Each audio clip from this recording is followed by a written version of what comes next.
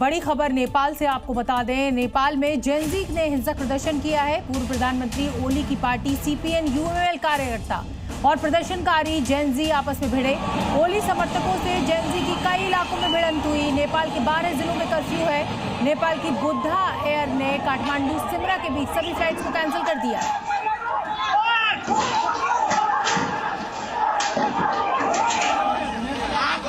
हिंसक प्रदर्शन को देखते हुए 12 जिलों में कर्फ्यू जारी। और इससे जुड़ी हुई एक रिपोर्ट भी आपको दिखा देते हैं। और एक बार फिर नेपाल से विद्रोह की जो तस्वीरें सामने आई हैं, वो डराने वाली हैं। देखिए कैसे जेनजी हाथों में पत्थर लिए पत्थरबाजी कर रहे हैं। सुरक्षा जवान शील्ड के सहारे खुद को बचाने की कोशिश कर रहे हैं। कोई पत्थर मार रहा है, कोई लाठी डंडों से हमला कर रहा है, कोई टायर फेंक रहा है। नेपाल की सड़कें एक बार फिर प्रदर्शन की भेंट चढ़ती दिख रही हैं। और एक वक्त ऐसा आया जब जवान अपनी जान बचाकर भागने लगे।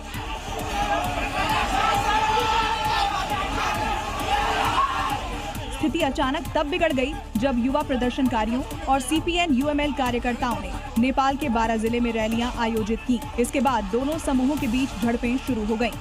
फिर प्रशासन ने एहतियातन एयरपोर्ट के पास और कई अन्य जगहों पर कर्फ्यू लगा दिया। इस समय की बड़ी खबर आपको बता दें, पंजाब के लुधियाना से ये बड़ी खबर। साडोहाल में आतंकवादी का एनकाउंटर हुआ है।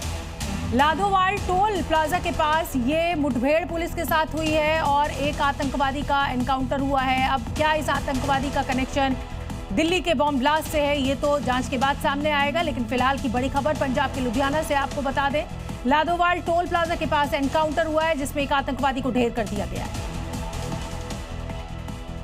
उत्तर प्रदेश में बदमाशी की बात अगर करेंगे तो ये बात यूपी पुलिस बार बार कहती रहती है, बदमाशों को बताती रहती है। कुछ मान जाते हैं और अपराध से तौबा कर लेते हैं, और जो नहीं मानते उनके नाम की बुलेट यूपी पुलिस पहले ही रख लेती है।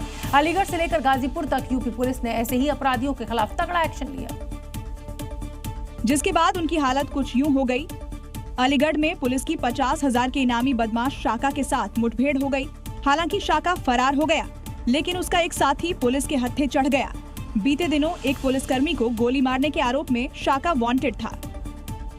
वहीं कुशीनगर में पुलिस ने 2 मुठभेड़ों में 25,000 के 2 इनामी बदमाशों को पकड़ा, जिसमें एक गो तस्कर था और दूसरा फरार गैंगस्टर।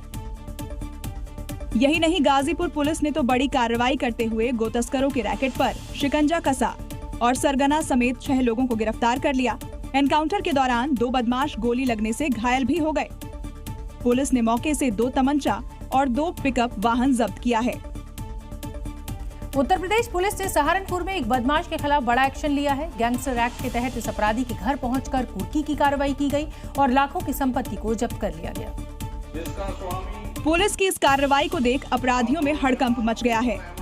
पुलिस ने न्यायालय के आदेश पर ये कार्रवाई की है, क्योंकि कई मामलों में वांटेड अब्दुल रहमान ने सरेंडर नहीं किया था। पुलिस ने कोर्ट को अपराधी की संपत्ति की जानकारी दी और बताया था कि कैसे ये संपत्ति अपराध के जरिए बनाई गई है। कोर्ट ने आदेश दिया और पुलिस पहुंच गई अपराधी के घर। इसके बाद यहां करीब 3 लाख की संपत्ति जब्त कर ली, जिसमें एक स्कूटी भी शामिल है। शादी करने के लिए जमीन गिरवी रख दी, बारात दुल्हन के दरवाजे पहुंच गई, शादी की सारी रस्में हो गई और जब विदाई का वक्त आया तो दुल्हन फरार। ये कोई फिल्मी सीन नहीं बल्कि उत्तर प्रदेश के बाराबंकी का मामला है। यहाँ दुल्हन ने दूल्हे को धोखा दे दिया, लेकिन उससे पहले दुल्हन ने सारी रस्में निभाई। दूल्हे के साथ डीजे पर डांस किया।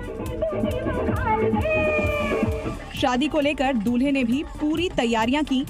बैंड बाजा के साथ दुल्हन के दरवाजे पर पहुंचा, लेकिन विदाई से पहले दुल्हन दूल्हे को धोखा देकर प्रेमी के साथ फरार हो गई। 2 बार घर से भाग चुकी है ये Pallavi.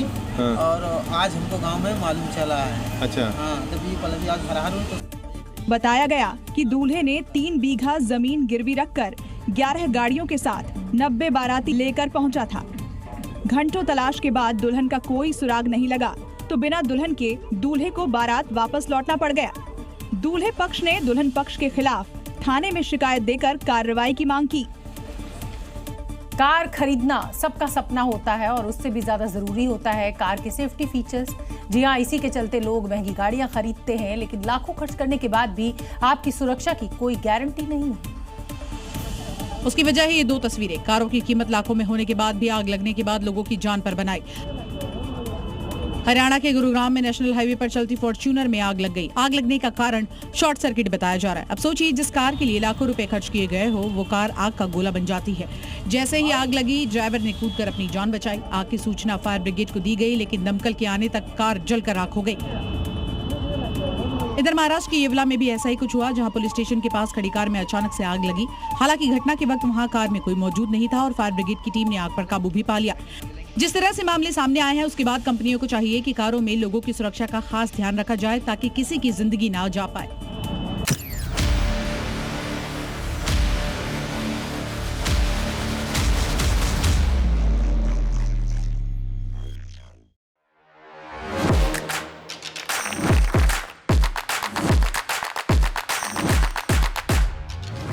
Please welcome Dr. Subhash Chandra.